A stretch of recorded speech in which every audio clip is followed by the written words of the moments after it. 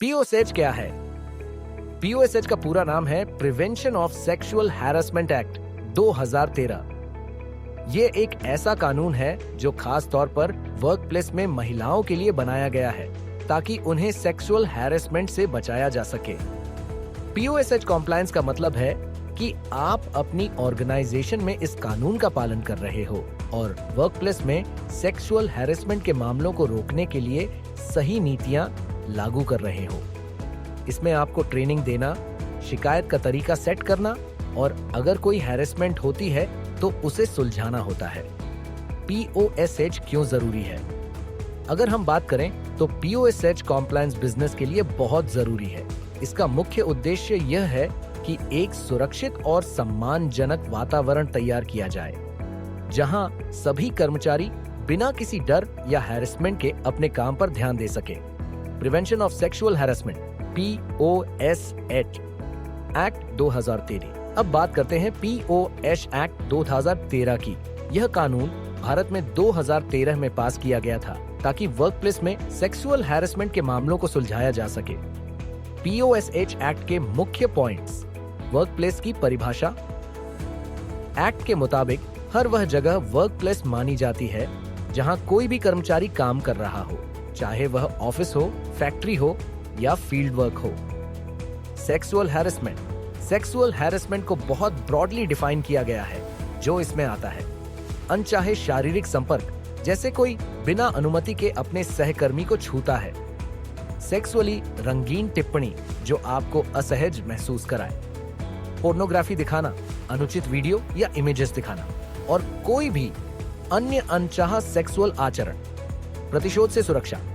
अगर कोई कर्मचारी शिकायत करता है तो उसके खिलाफ कोई एक्शन नहीं लिया जा सकता। यह सुरक्षा दी जाती है ताकि लोग अपनी शिकायतें बिना डर के दर्ज कर सकें। पीओएसएच एक्ट किन किन को कवर करता है?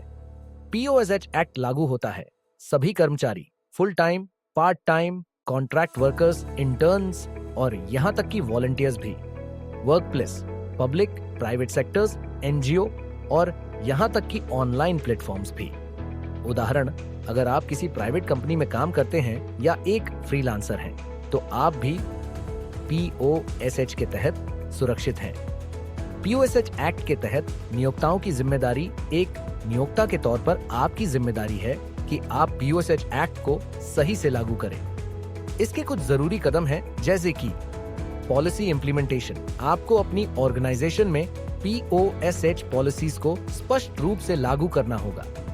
ये पॉलिसी यह बताती हैं कि हैरेसमेंट के मामलों को कैसे हैंडल किया जाएगा। ट्रेनिंग। आपको अपने कर्मचारियों को और खासकर मैनेजर्स को ट्रेनिंग देनी होगी ताकि वे सेक्सुअल हैरेसमेंट के मामलों को पहचान सकें और सही से हैंडल कर सकें। आंतरिक शिकायत समिति आईसीसी। हर कंपनी को एक आईसीसी बनानी चाहिए जो हैरेसमेंट की शिकायतों की जांच करे। यह समिति स्वतंत्र और निष्पक्ष होनी चाहिए। जानकारी प्रदर्शित करना।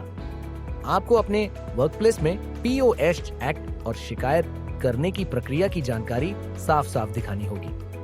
अगर नियोक्ता पीओएस के प्रावधानों का पालन नहीं करता है तो उसे जुर्माना लग सकता है और दोषी व्यक्ति को कैद भी हो सकती है। यह एक्ट कंपनियों को गंभीरता से कॉम्प्लायंस का संदेश देता है।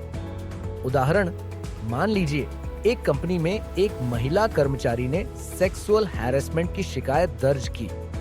अगर कंपनी ने उस शिकायत को ठीक से जांचा नहीं और आईसीसी का सही तरीके से काम नहीं किया तो कंपनी पर जुर्माना लग सकता है और नियोक्ता को कानूनी परिणाम भुगतने पड़ सकते हैं।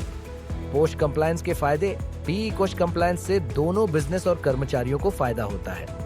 आइए समझते हैं इन फायदों को। सुरक्षित वर्क एनवायरनमेंट। पीओएसएच पॉलिसीज को लागू करने से एक सुरक्षित और हैरेसमेंट फ्री माहौल बनता है। इससे कर्मचारी अपने काम पर ज्यादा ध्यान दे सकते हैं। कानूनी जोखिम कम करता है। अगर आप पीओएसएच कंप्लायंस का पालन करते हैं तो आप सेक्सुअल हैरेसमेंट से जुड़े कानूनी विवादों से बच सकते हैं। कानूनी मामले महंगे और समय लेने वाले होते हैं। कर्मचारी का मनोबल और प्रोडक्टिविटी बढ़ाता है। जब कर्मचारी सुरक्षित महसूस करते हैं तो वे अपने काम में बेहतर प्रदर्शन करते हैं। उनका मनोबल ऊंचा रहता है।